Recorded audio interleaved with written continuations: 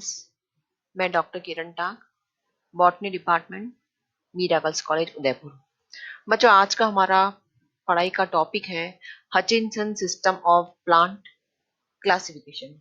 हमने अपने पहली क्लासेस में और भी कई प्रकार के प्लांट का क्लासिफिकेशन पढ़े हैं, जिसमें अभी तक हम एंगलर और प्रेंटल का सिस्टम पढ़ चुके हैं, बेंथम एंड हुकर का सिस्टम पढ़ चुके हैं और तख्ताजन का क्लासिफिकेशन पढ़ चुके हैं। आज हम लास्ट टॉपिक क्लासिफिकेशन के अंतर्गत पढ़ने जा रहे हैं Hutchinson system of plant classification.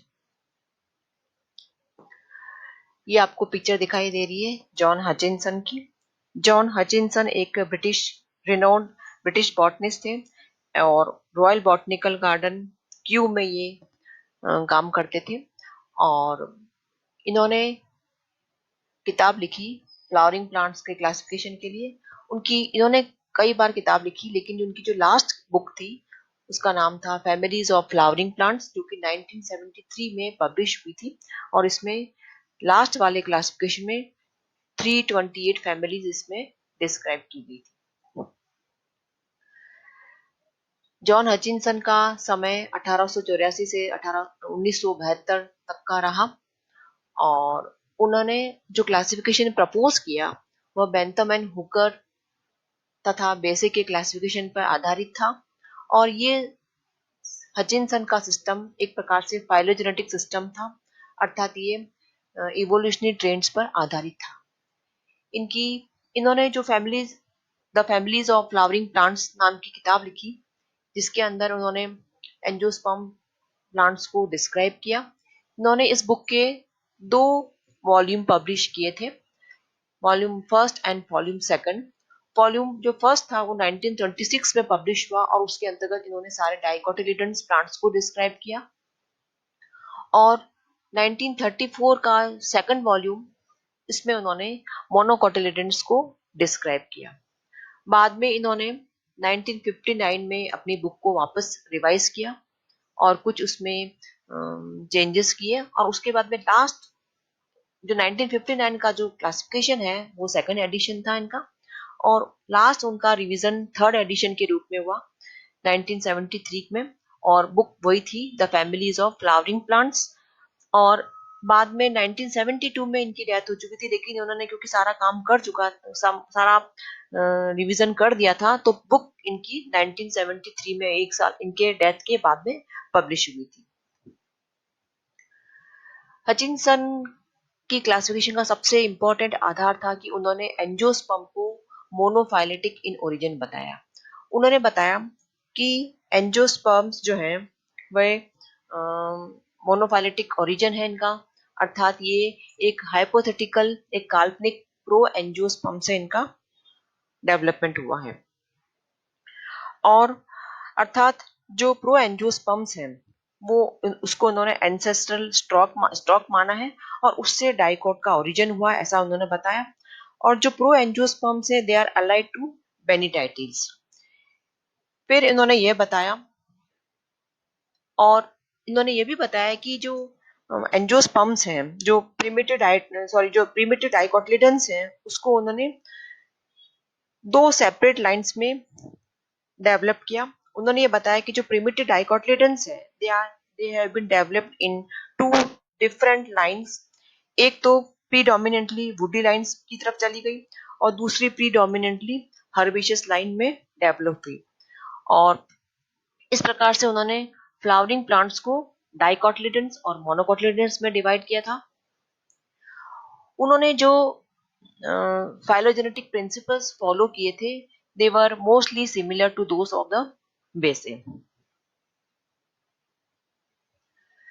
उन्होंने जैसा कि अभी हम बता चुके हैं आपको कि ये माना कि प्रो एंजियोस्पर्म्स एंसेस्ट्रल स्टॉक जिसको कि उन्होंने काल्पनिक रूप में माना था उससे डाइकोट्स का ओरिजिन हुआ है और इस अर्थात उन्होंने फाइलम एंजियोस्पर्म रखा नाम और उस एंजियोस्पर्म को उन्होंने 2 सब फाइलम में डिवाइड किया, डाइकोटिलेडन्स एंड मोनोकोटिलेडन्स। अब हम बात करते हैं डाइकोटिलेडन्स की। डाइकोटिलेडन्स को उन्होंने हैबिट के आधार पर लिग्नोसी और तथा हर्बेसी सब हर्बेसी डिवीजन में डिवाइड किया है। इन्होंने जो पहली बार जब क्लासिफिकेशन दिया था, उन्होंने अपना अर्लीस्ट जो क्लासिफिकेशन था 1926 और 34 का, उसके अंदर उन्होंने जो टर्म यूज की थी डाइकोट को डिवाइड करने के लिए वो आर्किक्लेमाइडी थी और मेटाक्लेमाइडी थी। लेकिन बाद में इन्होंने जब अपना क्लासिफिकेशन अगेन रिवाइज किया इनके सेकंड एडिशन में, तो उन्होंने आर्किक्लेमाइडी को हटा करके उस आर्किक्लेमाइडी और मेटाक्लेमाइडी टर्म को एबॉलिश कर दिया और आर्किक्लेमाइडी की जगह उन्होंने लिग्नोसी टर्म यूज करी और मेटाक्लेमाइडी की जगह उन्होंने हर्बेसी यूज करी। According to this classification, lignosae is more primitive than herbaceae, अर्थात लिग्नोसी डाइकॉट के अंदर लिग्नोसी प्रिमिटिव है जो कि वुडी हैबिट्स को शो करते हैं और हर्बेसी में हर्ब्स को इंक्लूड किया। ना अब हम बात करते हैं डिवीजन लिग्नोसी की।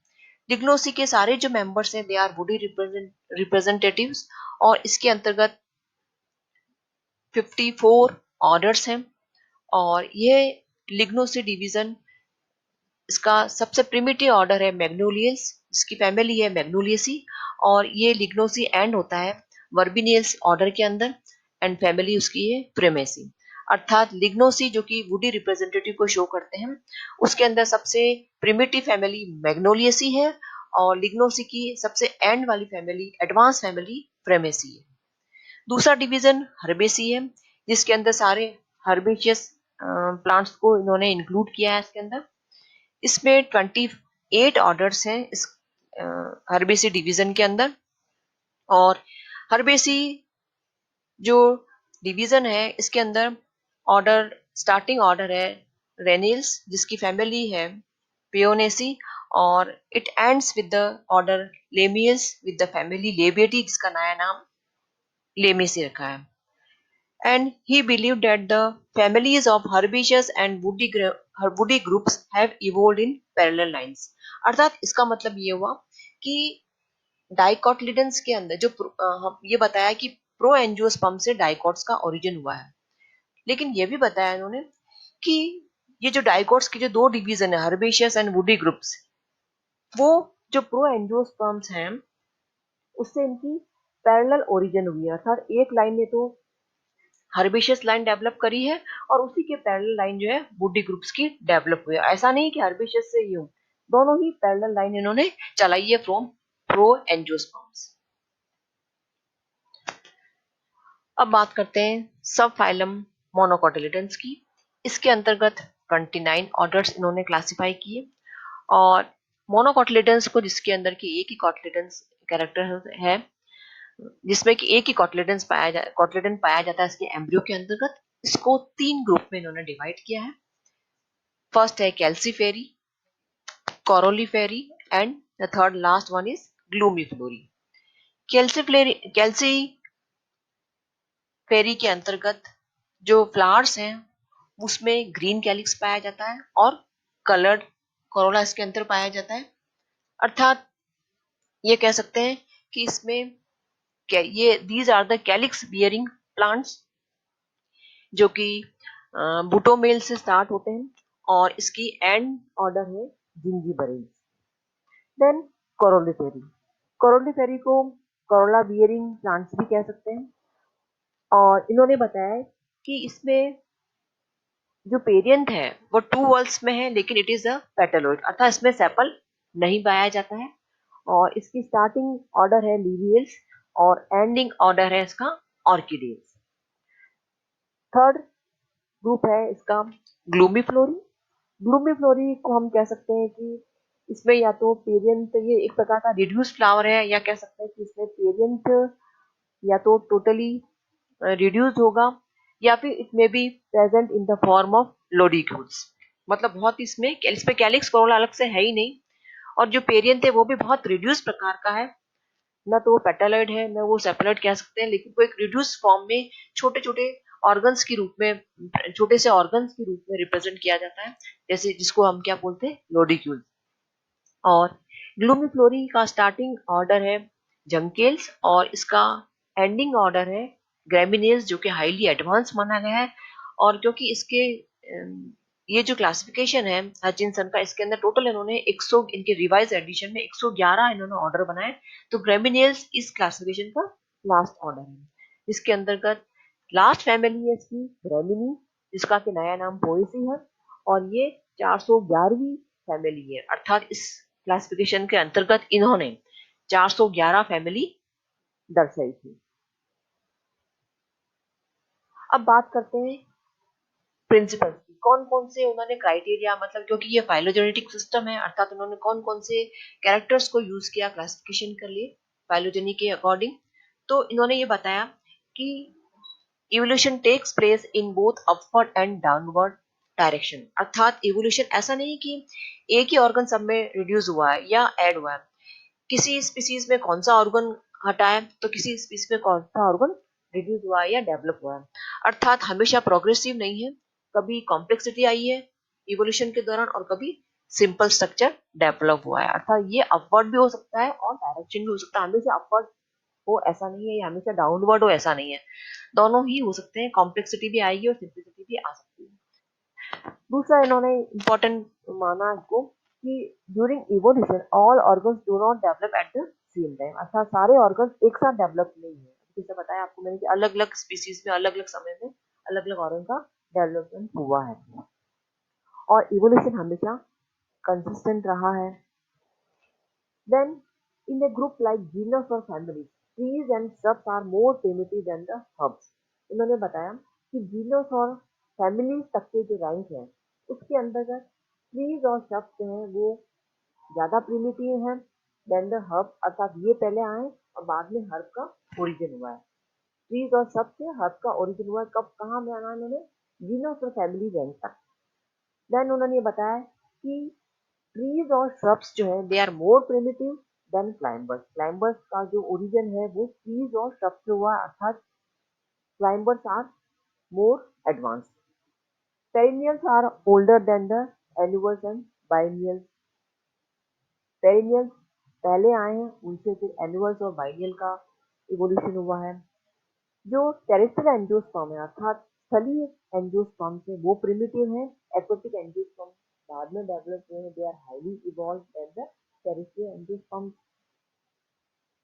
Dicot plants are primitive than monocotyledons. ये सब जगह लोगों ने माना है कि डाइकॉट पहले हुए आए हैं और उनसे मोनोकोटिलेडन प्लांट्स का ओरिजिन हुआ है। Spiral arrangement of vegetative and floral members are primitive than cyclic arrangement। अर्थात जो फ्लावर के पार्ट्स हैं या वेजिटेटिव जो लीव्स हैं, इनका जो अरेंजमेंट स्पाइरल अगर होता है तो वो प्रिमिटिव माना गया, और साइक्लिक जो अरेंजमेंट है इनका वो एडवांस माना गया है। और सिंपल लीव्स पहले आई है और उनसे कंपाउंड लीव का डेवलपमेंट हुआ है। Bisexual plants are more primitive than unisexual plants and similarly monoecious plants are more primitive than the dioecious plants. अर्थात बाइसेक्सुअल प्लांट्स पहले आए हैं और यूनिसेक्सुअल प्लांट्स बाद में आए हैं। देन सिंगल फ्लावर पहले है और उससे फिर एक पुष्पक्रम का डेवलपमेंट हुआ है, और हाईली इवॉल्व जो पुष्पक्रम माना है इन्होंने वो अम्बेल, और उसके अंदर भी फिर compound humble is highest highly evolve. अर्थात सिंगल फ्लावर पहले है, उससे फिर पुष्पक्रम का डेवलपमेंट है, और उसके अंदर भी कंपाउंड अम्बेल टाइप का पुष्पक्रम is highly evolve. Then spirally imbricate floral parts are more primitive than whorled and velvet type. Then polymerous flowers precedes oligomerous plants, and it is accompanied by progressive sterilization of the sporophase। अर्थात जो polymerous flowers हैं वो primitive हैं और oligomerous flowers जो होते हैं वो उनसे उनका डेवलपमेंट हुआ है। पॉलीपेटली कंडीशंस प्रिमिटिव मानी गई है और गैमोपेटलस कंडीशन फ्लावर में बात एडवांस मानी गई है। वे फ्लावर जिसके अंदर पेटल्स प्रेजेंट हैं वे प्रिमिटिव हैं। बाद में ए पेटलस फ्लावर का डेवलपमेंट हुआ, अर्थात धीरे धीरे जो पेटल्स है वो धीरे धीरे खत्म होती गई तो ए पेटलस फ्लावर का डेवलपमेंट हुआ। Actinomorphic plants are more primitive than zygomorphic plants, अर्थात वे प्लांट जिसके अंदर सिमेट्रिक है वो पहले डेवलप हुए हैं, और एसिमेट्रिकल जो प्लांट्स हैं वो उसका डेवलपमेंट बाद में हुआ है। Hypogynous condition is considered as a more primitive, जिससे कि पेरिगाइनी और एपिगाइनी कंडीशंस का इवोल्वेंट हुआ है। हाइपोगाइनस का मतलब ओवरी सुपीरियर, तो सुपीरियर ओवरी वाले प्लांट्स प्रिमिटिव हैं, और half inferior and inferior ovary वाले प्लांट्स एडवांस माने गए हैं। Apocarpous pistil is more primitive than syncarpous pistil, अर्थात वे प्लांट जिसके अंदर कार्पल्स जो है वो अलग अलग हैं, ऐसी पिस्टिल को, ऐसे गायनेशियम को प्रिमिटिव माना है, और वो गायनेशियम जिसके अंदर कार्पल्स फ्यूज है उसको इन्होंने एडवांस माना है। Polycarpy is more primitive than gynoecium with few carpels, अर्थात वे गायनेशियम जिसके अंदर कार्पल्स की संख्या ज्यादा है वो प्रिमिटिव मानी है। धीरे रिडक्शन की वजह से कार्पल्स की संख्या कम हो गई है, इसको इन्होंने एडवांस माना है।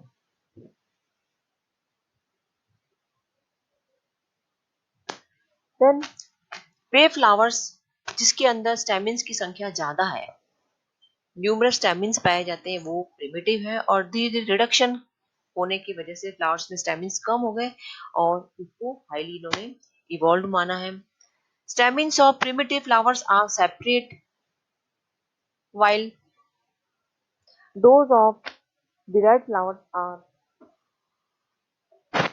considered as an advance, अर्थात ये माना है कि जो प्रिमिटिव फ्लावर्स है उसके अंदर स्टेमिन्स अलग अलग थे, जिसको कि अपोस्टेमिनस कंडीशन कहा जाता है, और वे फ्लावर जिसमें कि स्टेमिन्स जुड़ गए हैं उसको एडवांस माना है, जिसको हम सिन स्टेमिनस कंडीशन कहते हैं। तो किसी प्रकार से ऐसे एम्ब्रियो जिसके अंदर जो एंडोस्पर्म्स है वो वेल डेवलप है और क्लियर है, उसको इन्होंने प्रिमिटिव माना है, और वे सीड्स जिसमें कि एंडोस्पर्म डेवलप नहीं है या रिड्यूस फॉर्म में है, नॉन एंडोस्पर्मिक जिसको हम कहेंगे, वो एम्ब्रियो डेवलप कर पाता है। देन सिंगल फ्रूट्स इज वे प्लांट जिसके अंदर की फ्रूट्स अलग अलग पाए जाते हैं, सिंगल फ्रूट्स हैं वो प्रिमिटिव है, और एग्रीगेट फ्रूट अर्थात खूब सारे फ्रूट्स एक साथ इकट्ठे संयुक्त फ्रूट जिसको हम कह सकते हैं वो एडवांस माना गया है। बच्चों आज के लिए अपन इतना ही पढ़ेंगे। नेक्स्ट क्लासिफिकेशन में हम इसके आउटलाइन को समराइज करेंगे और उसके डीमेरिट्स और मेरिट्स के बारे में डिस्कस करेंगे। Thank you.